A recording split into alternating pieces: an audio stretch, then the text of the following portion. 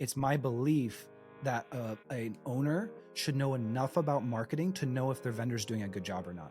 And 99% of painting businesses aren't at that level. They try to hand it off to somebody else. And it's my core belief that you cannot hand the most important piece of a marketing company, which is the lead acquisition and marketing, to a random person who you don't know. Welcome back to another episode of The Pursuit of Purpose. My name is Chris Kiefer, and today I am joined by Jacob Ransom from Ransom Digital. He is a fellow, what's the word? Compadre nerd in the painting world. We're here to talk about as for anyone that's an entrepreneur, especially if you're like a visionary entrepreneur, which I would fall into the category of, there's so many ideas, so many good things to pursue in life, and trying to decipher or discern is the word I would use, what we should be doing with the limited time and energy that we have is what we're going to talk about today. So, Jacob, let's dive straight in. If they don't know who you are, they can go back and listen to the previous episode or look you up on LinkedIn. But you run Ransom Digital, and give us, where did you made a post? That's what, I was like, I need to talk to Jacob about this. You made a post. I don't know if you've looked at it recently, but this was back in like middle of January about exactly what I just described. And I'd be curious to know like the context of where that's coming from, and if any specific examples that you want to share would be great. And then we'll just dive in and see where the conversation goes. Yeah. Can you remind me what the post was Yeah, it was about? basically every I time think I I found it. failed, it wasn't because I didn't work hard enough. It was because I worked on too many things. Money is a resource, time is a resource, but I always forget that attention and focus are resources too. This year is all about simplicity and consolidation for me. I start too many things. I try to do too many things. I try to help too many people with too many things, and it ends up spreading me thin and leading to a bad experience for everyone. Yep. Okay, I got it here. Yeah. Yeah. So this is, you're kind of wanting me to explain kind of a little bit more about this post, like the story behind it and kind of how we got there. Mm-hmm. Yeah. So I'm your typical ADHD visionary entrepreneur who can just start a billion things but can't really finish anything. And I feel like a lot of people kind of relate to that, right? The thing is that I've learned is that that's actually a skill, and skills you can get better at. So a lot of people identify it as part of themselves, like, oh, I'm just ADD. It's just a problem that I have, right? It's like that's not true. I can finish things, and it feels good to finish things, right? It's not just something you have to like work with or work under forever. The thing is, though, is that I would be worth probably 10 times what I'm worth now if I had just stuck to one thing that I started 6 years ago and just focused on it and did it over and over and over again. This is what's really interesting is I'm now back 5 years later. I'm back to the original plan I had 5 years ago. Mm. I started it, it was working, I was happy, and then I start tinkering. I change things, right? I get new ideas. People tell you, "Oh, have you tried this? Have you tried that?" And what happens is when you get good at something, opportunity starts to come to you, right? And the reason it comes to you is because not very many people are good at something. So if you become good at something, it starts to draw people to you. And so then you start adjusting things. You start listening to the person at the conference or to someone online or whatever it is. You start watching someone's YouTube, something like that. And you start getting these ideas. And it's like, okay, maybe I should go in this direction. I should go in that direction. And then you start changing things. You start switching things up. And what you end up doing is, especially for someone like me who grew up broke, like dead broke, I've been homeless before. I'm not used to good things coming to me. I used to struggle. I remember in the very beginning of my business, when things were going well, I had this overwhelming sense of dread at all times that the other shoe is just going to drop. I remember having a conversation with my wife when we first started because things actually started to work well. Like clients were paying on time. This is also, by the way, this is my first painting company, right? It was like the first time I was actually able to like was making more than I did at my job in my business, right? Mm. And it just felt like everything was about to fall apart. And it was because I was just so used to this thing of I'm not used to good things coming to me. But once you stick to something, you get good at it, good things start coming to you more, right? Now, I also just believe, we've talked about this before, I also believe I'm just favored. So good things just come to me now because, right? Yeah. Right. Um, but when that starts to happen, we don't know how to handle good things. So in the Bible talks about how if you handle the small things well, you're given more, right? And I think someone who hasn't had a lot of good things, they don't know how to handle them well. So we try to take them all because we have this lack mindset where we have to hold on to everything. And it's just like a subconscious thing that we don't really have too much control over, at least in that sense. You have to be intentional about fixing that in yourself. But you end up taking everything. And what happens is you don't do anything particularly well at that point. I just, after literally the call right before this, I just talked to a business partner of mine, and we have a very particular direction we're going in, but he has all these other ideas that he wants to do. And I just had to have a heart to heart with him and be like, look, if this thing here being successful meant that you gave up all these other directions you're thinking about, would you do it? And he's like, yeah, with our heartbeat. I was like, okay, then just give those up. We can come back to them later. Let's Right. just focus on this one thing. Right. Um, and I understand where he's at because he's kind of coming out of that particular part that I'm kind of talking about now. Right. And it's shows itself in everything. It shows itself in people. So you start to attract good employees. And if you don't manage them well, you can burn through it, right? If you don't do anything particularly well, number one, good people aren't going to want to work for you or with you, right? Um, you're not going to be able to keep people. You're not going to be able to keep good clients. Your good ideas, which if you had just focused on it, aren't going to work. And what you're going to notice that you're spread too thin. And Yeah. it creates an overwhelming sense of anxiety just all the time. And now I've completely moved the other way. I have let go of everything. I have reduced everything down to the bare minimum because what I want to do, I want to do to the utmost of my ability. I want to do to an extreme well. Like I want to do it the best than everybody else can. You know what I mean? Yeah. I have so question would be, first of all, you mentioned 5 years ago you had a plan, it was working, and then you started doing other things, and now you're back to that original plan. Yep. What It's is working again. what was the plan? Yeah. Like what was the focus 5 years ago? Great question. So to me specifically, for those that don't know, I owned a painting company. I originally started it because I went to film school and I love advertising. And unlike most people, they just go in and try to sell advertising to random people. I like business as well. I studied the business side of film. So I was like, if I want to get into advertising, I want to start a company and through my advertising grow it, which is what we did. Um, After that, I actually went to start another painting company, but I had a couple of friends in the painting space, about four or five, that I was doing their Facebook marketing for them on the side. And we moved in 2020 to a new area. And I remember having a conversation with my wife. There's actually a GMB and everything like that built for this. I went to start another painting company. And then my wife and I had a conversation. I was like, why don't we give the advertising thing a try? Because that already has momentum. We're already going with it. And we're getting really good results and people love it. And so we decided to give that a try. But what I was doing back then was giving more of a consultative approach to advertising. So yes, I ran their ads, but I was not looked at as a vendor.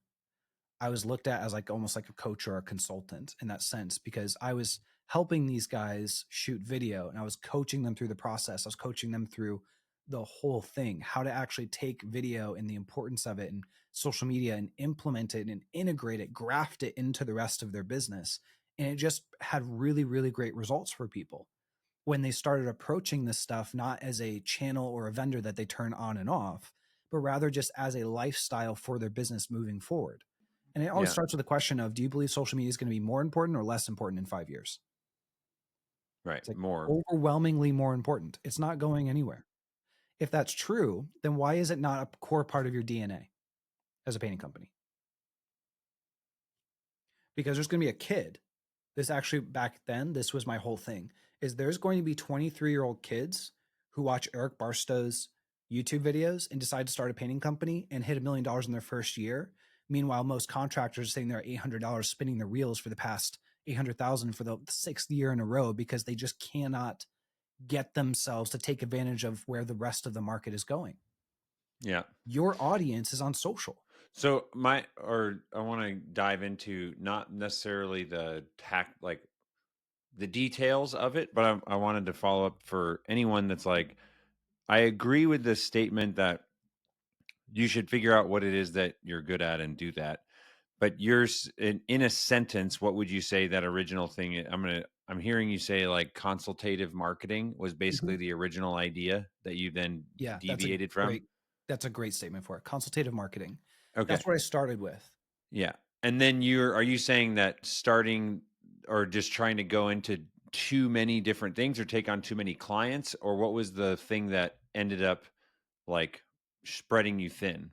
All Because of the you above. are you're on your you still have a painting company or you gave the painting company up? I've sold all my painting companies Okay. So now as of you're last year. consultative marketing. Okay. Because Yep. so now what I would say is, in my opinion, the first thing I would say is, and I don't know if this is where you're coming from, but this is like my perspective on many different things in business is that in talking, like when I talk to painting companies about the technology that they're using in their business, Mhm. I feel like there's a lot of, um, like negative head trash or head talk around like, oh, we screwed up, we picked the wrong tech stack and now Yeah. we're having to do this again. Or again, take it out of the technology, it's like, oh, if only I would have just stuck with consultative marketing, I would have been better off. And Mhm. what I would tell someone now is like, you didn't know with the same degree of certainty that you now have that consultative marketing was the thing. And you didn't know, like, when you have same thing with software, you just use what's in front of you and what you know at the Mhm. time, right?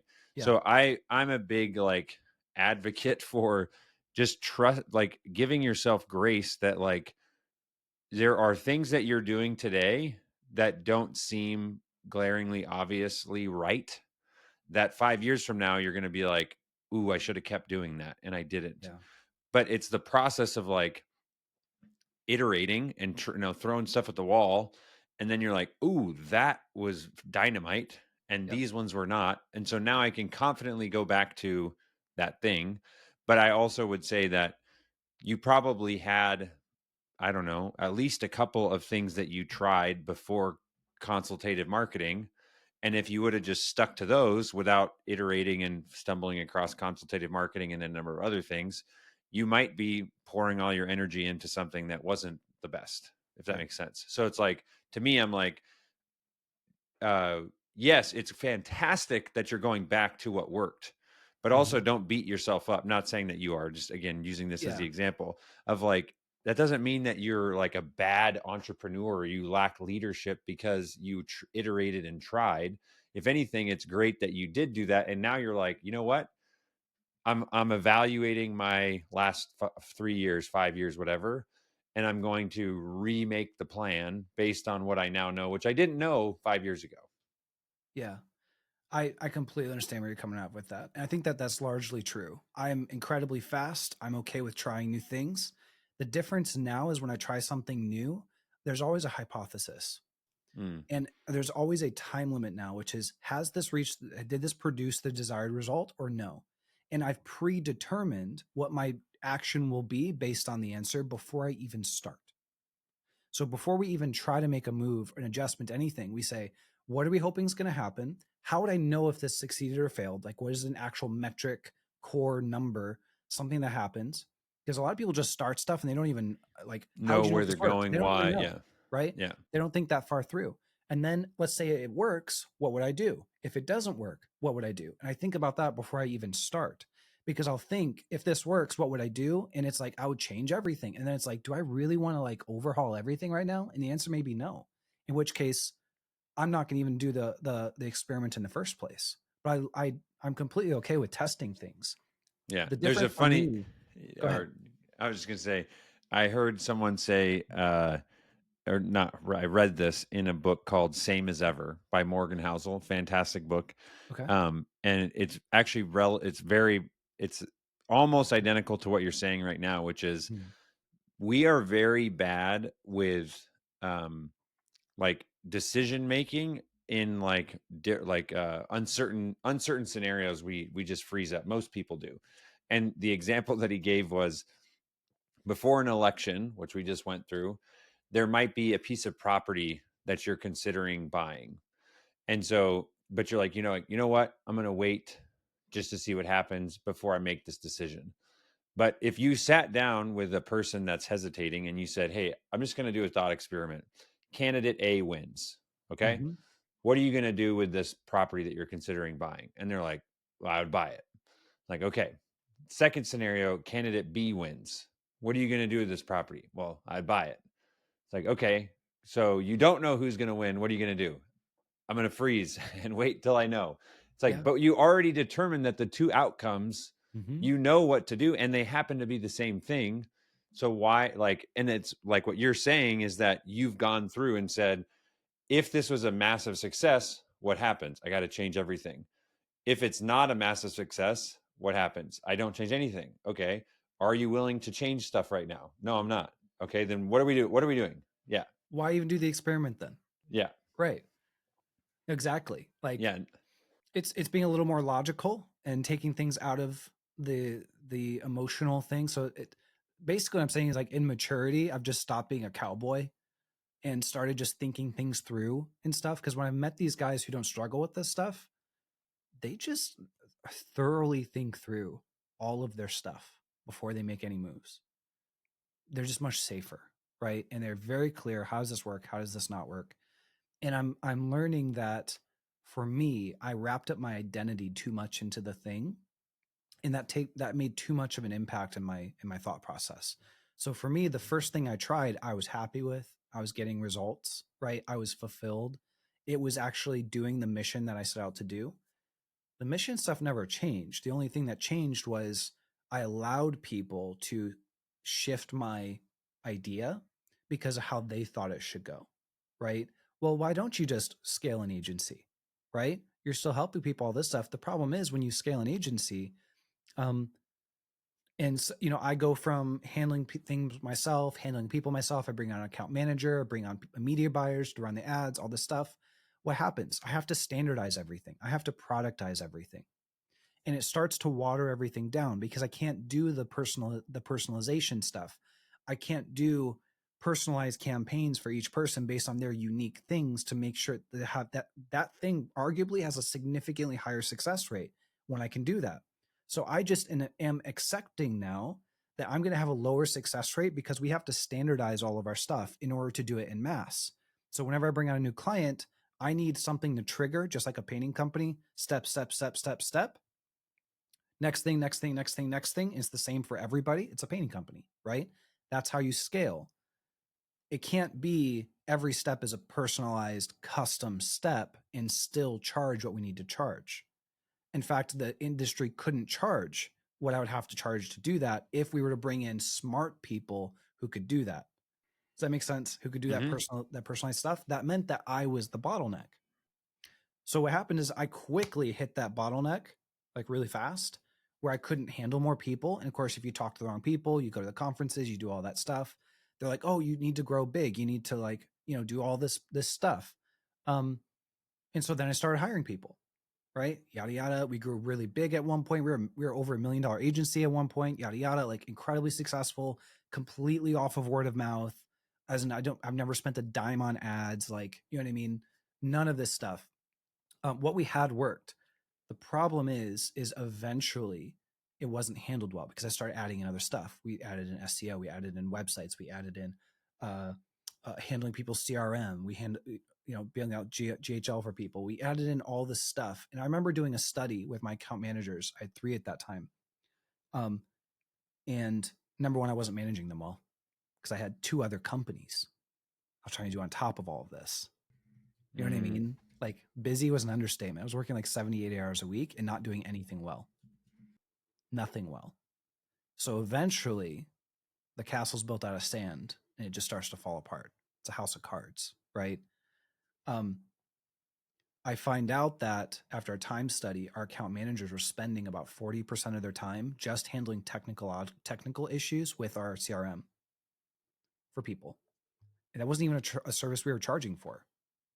Mm. And I was like, okay, this is a massive, like, I can't do this stuff anymore. Like, we've got to start cutting stuff down because we've added on too much stuff and it's starting to take away from everything.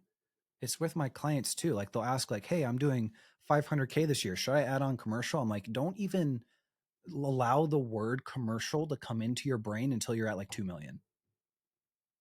If you ever see the word commercial or someone says the word commercial to you, it should just become butterflies and fly away because you shouldn't even think about it until you hit 2 million. I have yet, and I've been in this 6 years, I have yet to have a single client be small, try commercial that doesn't get completely destroyed on the other side of it. Mm. As in, a project just doesn't pay for 2 months. Guess what? Your cash flow for the entire Gone. quarter is decimated. Yeah. And dude, you decimate one quarter in a tiny little company like that, the owner gets into his head, like he starts making bad decisions, he starts cutting things he shouldn't be cutting, he's like, am Yeah. I going to Yeah. go bankrupt? Like everything he just drives it off a cliff. And it's all because he made a decision to take on something that he thought was good. So now the services that you provide or like your zone of genius is what? Literally just Facebook, and we Okay. have a call center add-on to that. And then That's I awesome. only handle up to 30 clients, which I can handle myself, and I handle all the accounts myself. They're dealing with me personally, right? I'm on the calls with them personally. So we get their stuff set up. Everything is personalized to them. So we have accounts spending $20,000 plus on Facebook extremely profitably, right?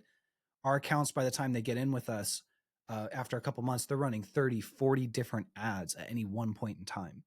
My competitors, they're running 2 to 5 ads, and it's the same ads across all of their accounts every Mm. single time. So it works until it doesn't. Yeah. And it's because they just have VAs or whoever just repeating the process through. The problem is marketing is so important. I think this is actually a core thing. Growing the agency was actually against a core belief that I had. And I didn't realize this till afterwards. Like I was like, oh, this is why this never felt right. A core belief I have is that owners should be they should be marketing focused. And they're not. In the painting industry, they're just not. Right? They're sales focused, maybe, but most of the time they're just production focused. As Jason Paris says, they're basically like glorified managers, right? That's the majority. If you look at every single one of the painting companies that has had explosive growth, it's because the owners were marketing and sales focused. Mm. Usually they came from marketing and sales in other industries. That's why they have explosive growth. It's my belief that an owner should know enough about marketing to know if their vendor's doing a good job or not. And 99% of painting businesses aren't at that level. They try to hand it off to somebody else. And it's my core belief that you cannot hand the most important piece of a marketing company, which is the lead acquisition and marketing, to a random person who you don't know. You can't, Right. I don't believe at my core that you can do that. Right. Now, if you And when understand, you say that, are you saying like the entire marketing engine, which consists of Facebook and other stuff, or are you saying that like a painting company could grow basically with their entire marketing engine being dependent on Facebook? you can grow through your whole marketing engine being on Facebook, but Facebook is just like the only reason you should come to me is if you already understand your marketing enough and you know what good looks like. The problem is now you're growing a company and you don't have the time to do what's necessary to achieve the good status. So Yeah. if you were to try to do it yourself, it wouldn't be good. So you want to make sure you bring on a vendor or a person that you can partner with that understands your business to the point where they're going to be able to do a great job with it. As in, marketing should not be a vendorized service, which is what we do in painting. Painting, we have our vendors, Sherwin, all this stuff. And it's like, oh, you jump between Benjamin Moore and Sherwin, all that stuff. If you try to approach that with your finance or your marketing, you're going to be in trouble.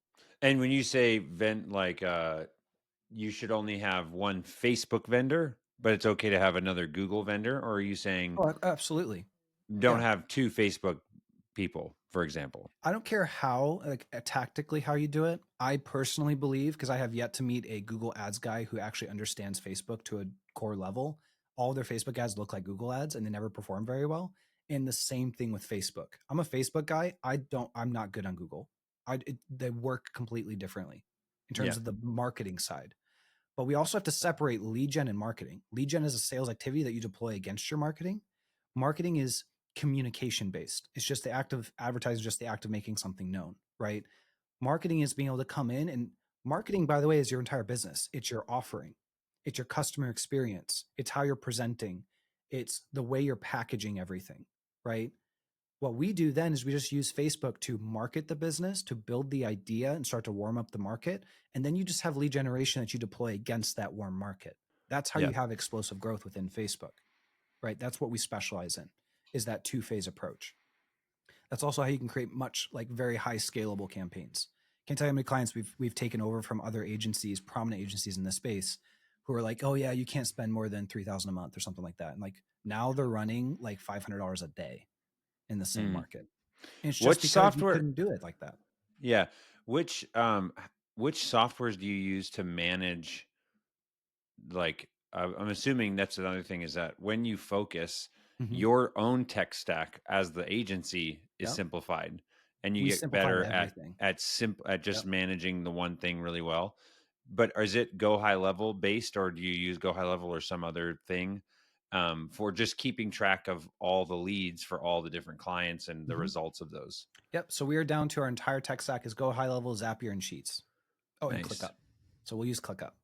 That's mostly for our editing side. So we do a lot of editing, basic client management. We could do that in Sheets.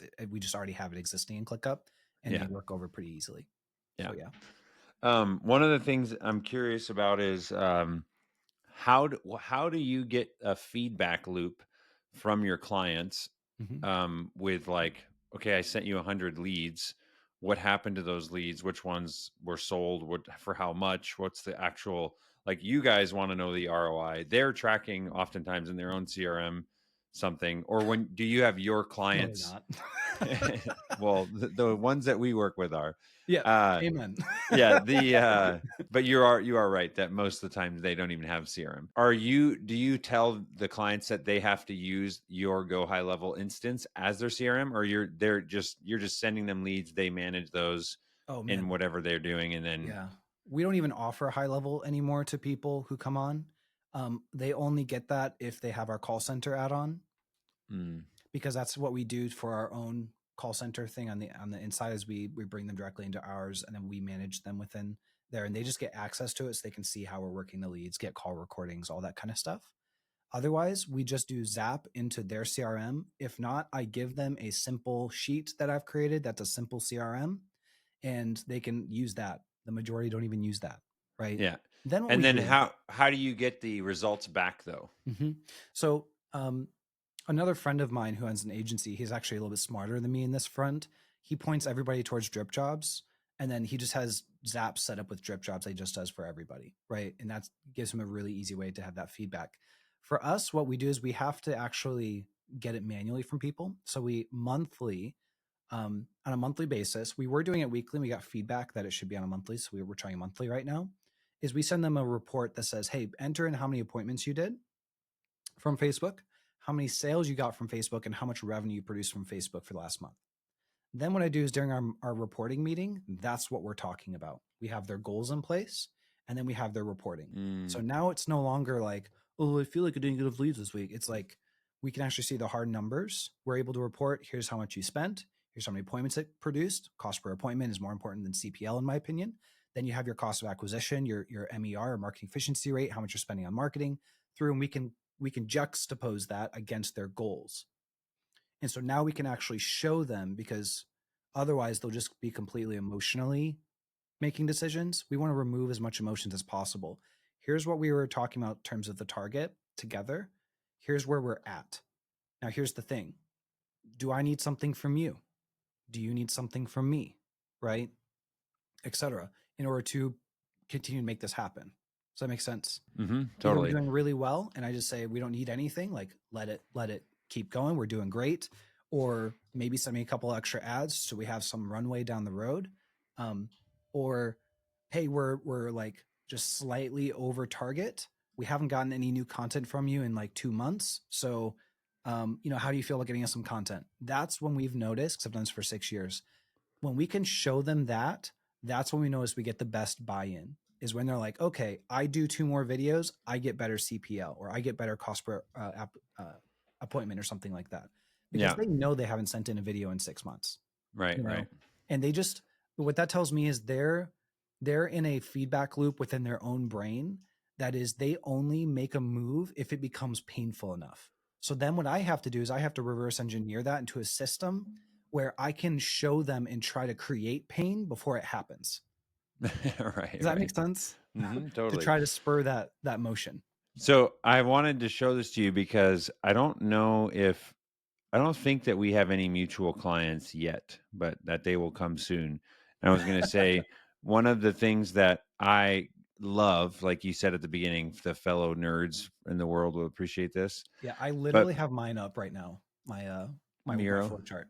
I Yeah. was working on it earlier today. Yeah. So the thing that I think is just beautiful that when this works, or and we've done this with one other company so far, because it's all dependent on the marketing agency, and the unfortunate reality is that there's a lot of agencies that don't do a great job of like you might be doing the Facebook ads and you're optimizing per click, but it's like, Yeah. who That's like cares a what your very, cost? very Like I can drive the top click one. down if you make a bunch of clickbait, but that doesn't help.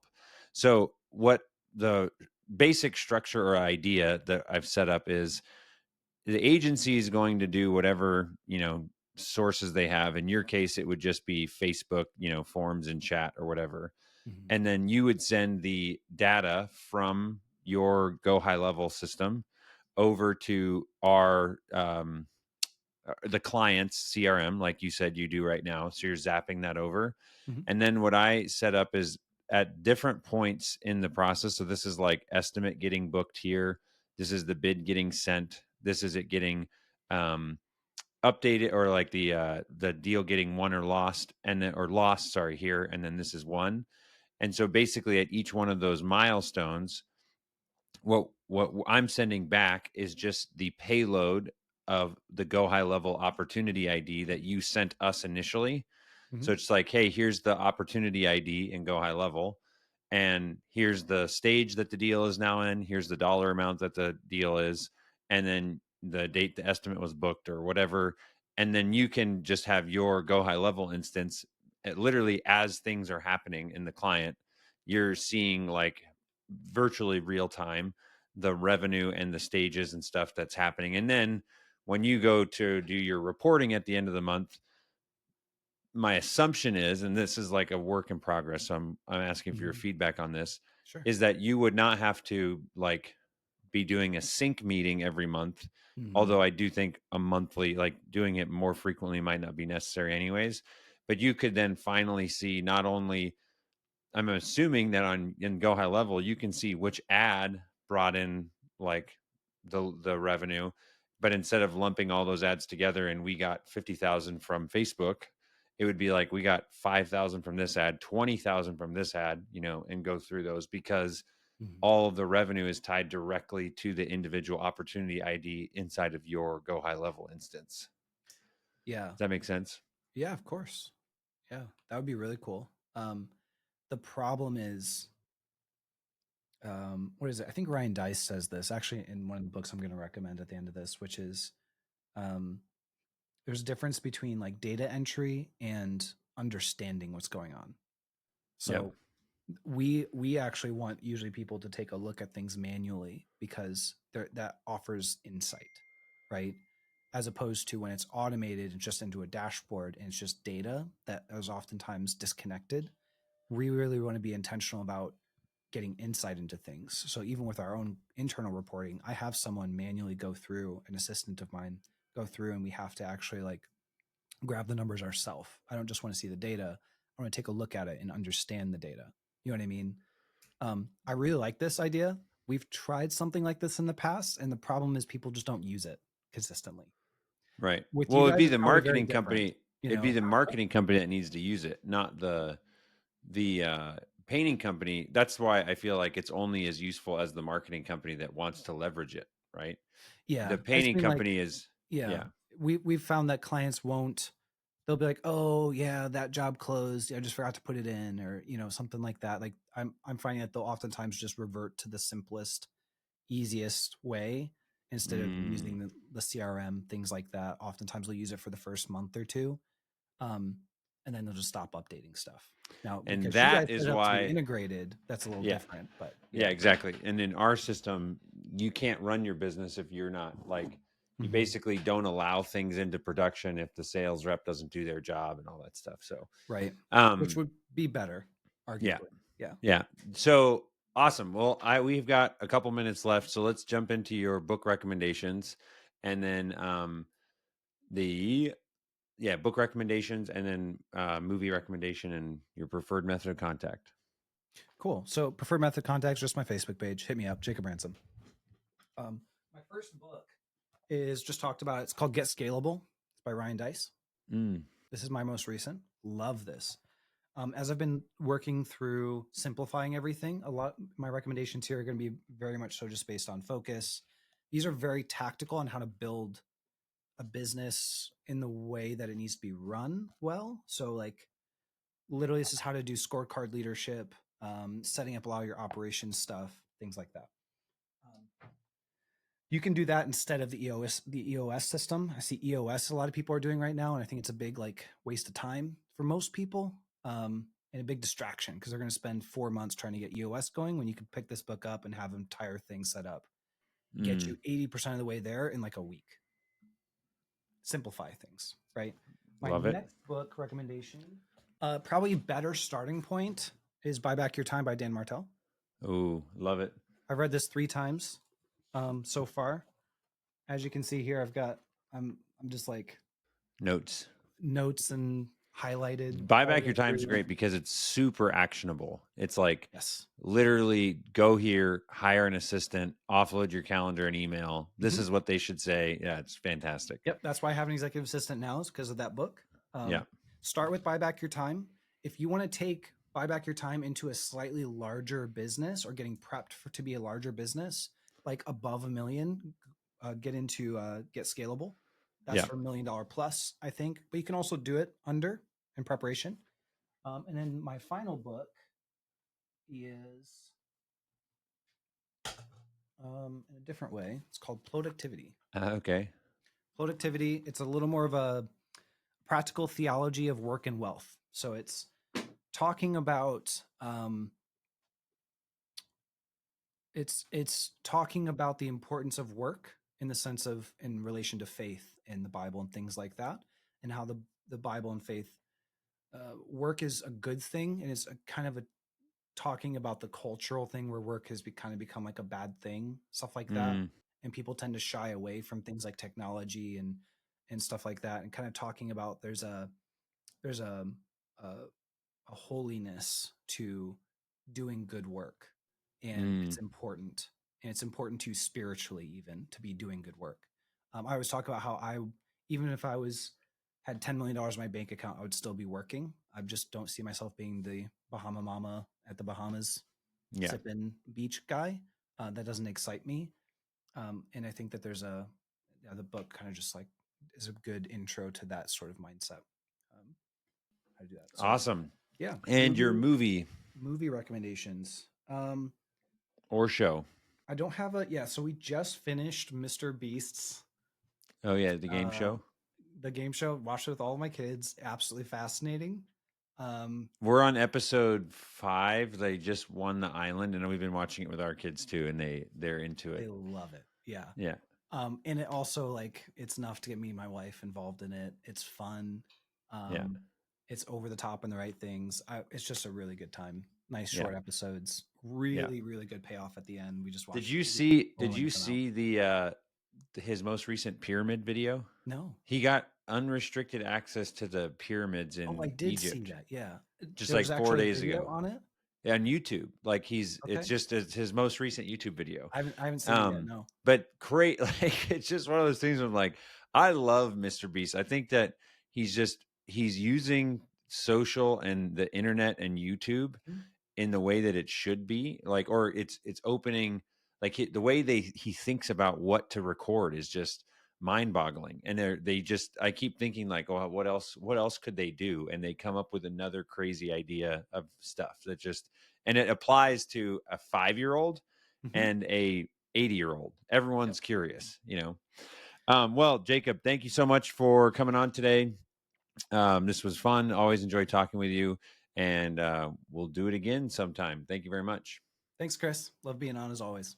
Thank you so much for listening. My name is Chris Kiefer, and my mission is to champion the relentless pursuit of purpose. And what that means to me is to be an example, a champion, someone that is in the trenches, working and showing and winning and trying and failing in how to pursue a deeper and more meaningful life with the people that I love, with my kids, with my friends, with our family, and also just be a champion and example of entrepreneurship and following my passion and doing what I believe I'm called to on this earth. And so if that inspires you in some way, please share this episode.